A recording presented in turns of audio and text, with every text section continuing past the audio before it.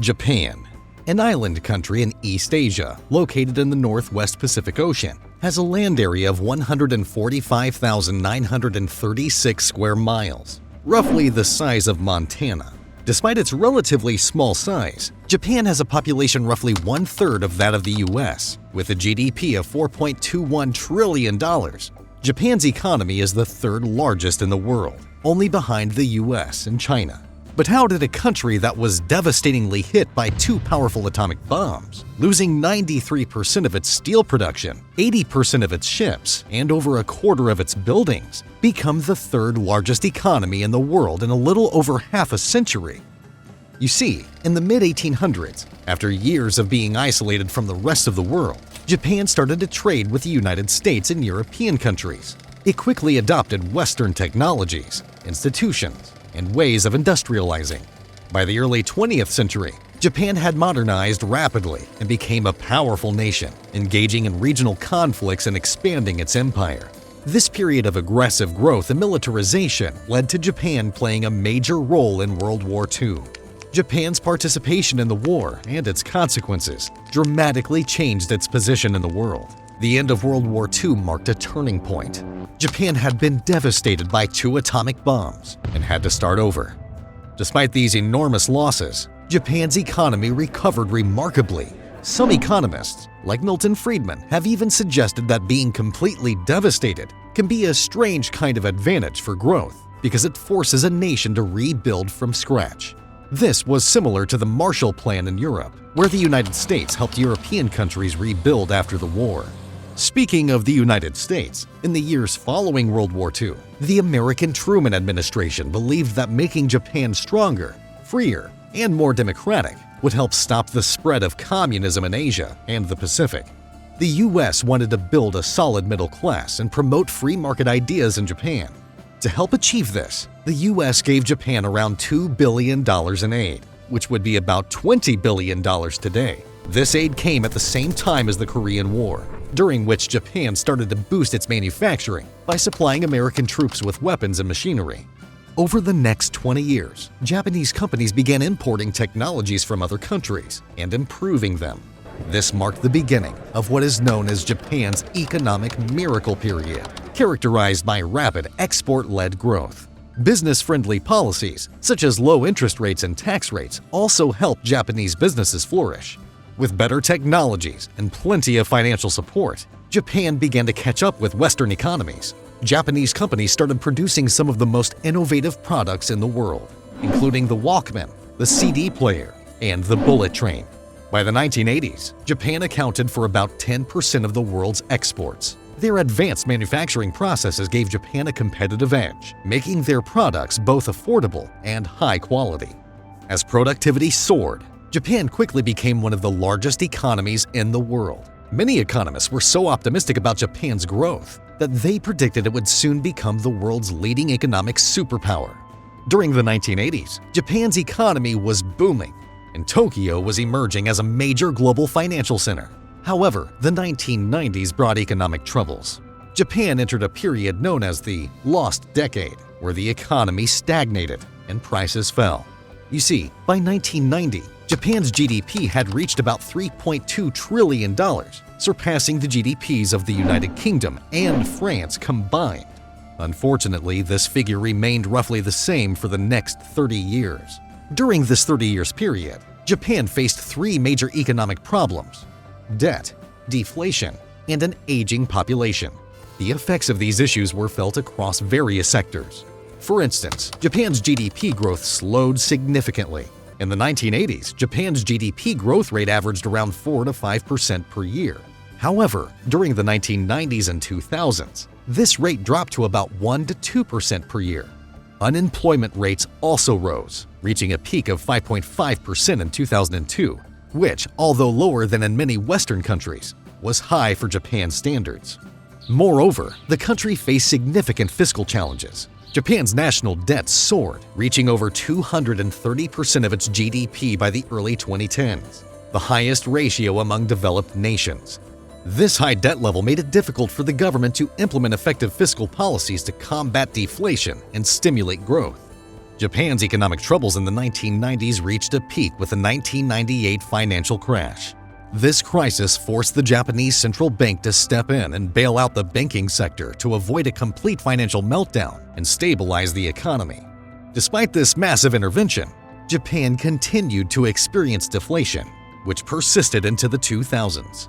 The debt from the bailout, initially held by private businesses, was transferred to the government. By 1997, Japan's government debt was already high at 113% of its gross domestic product. A major attempt to revive the economy came under Prime Minister Shinzo Abe, who took office in 2012. His policies, known as Abenomics, aimed to pull Japan out of its economic slump. Abenomics was based on three main strategies. Number 1, increase government spending to boost demand. Number 2, negative interest rates to encourage borrowing. And number 3, quantitative easing, which means increasing the money supply to inject cash into the economy. These measures were radical and based on the idea that significant government action could jumpstart the economy and lead to long-term growth. In theory, these reforms should have helped Japan's economy thrive. However, a major obstacle has been Japan's rapidly aging population. Japan's rapid urbanization since the 20th century, characterized by a move towards apartment living and a work-centric lifestyle, has also led to a decline in birth rate since the 1990s. This demographic change is a significant challenge, as a smaller, younger workforce has to support a growing number of elderly people. To put it in perspective, Japan's population is aging faster than that of most other countries. According to recent data, about 30% of Japan's population is over 60 years old, one of the highest proportions in the world. The country also has one of the lowest birth rates, with only about 1.3 children per woman, far below the replacement level of 2.1 needed to maintain the population size. Did you know that the average life expectancy in Japan is the highest in the world at 83 years? This contributes to a significant portion of the population being elderly. This situation has led to what experts call shrinkonomics, a term that describes Japan's innovative economic strategies to cope with the shrinking population. As Japan deals with these demographic issues, it is also at the forefront of technological advancements. The country is increasingly turning to robotics and artificial intelligence to support its aging workforce. Historically, new technologies have been feared for potentially taking away jobs. However, they have often led to new types of employment instead. The introduction of ATMs in the banking industry did not reduce jobs, but shifted the focus of bank employees to more complex services, like loan operations and personal banking assistance. Despite its aging population and staggering debt, Japan has managed to avoid a severe economic crisis. This is because most of Japan's debt is owned by its own central bank and its citizens, unlike many other countries that owe money to foreign entities. This unique situation has allowed Japan to experiment with different economic strategies, one of which is producing optimization. You see, Japan's productivity has been a strong point in its economy. Productivity is about how efficiently goods and services are produced, and Japan has been very good at this. The country's intense work culture, while often criticized, has helped maintain high productivity levels. Technological advancements have also played a key role in Japan's economic growth, especially after World War II. Even though there has been a slowdown in innovation recently, Japan's productivity has remained steady thanks to a strong work ethic and a highly educated workforce. Japan's geographical position in Asia is another reason for its economic prowess. Asia is the fastest-growing economic region in the world, and Japan's location and long-standing connections in the region could be very beneficial.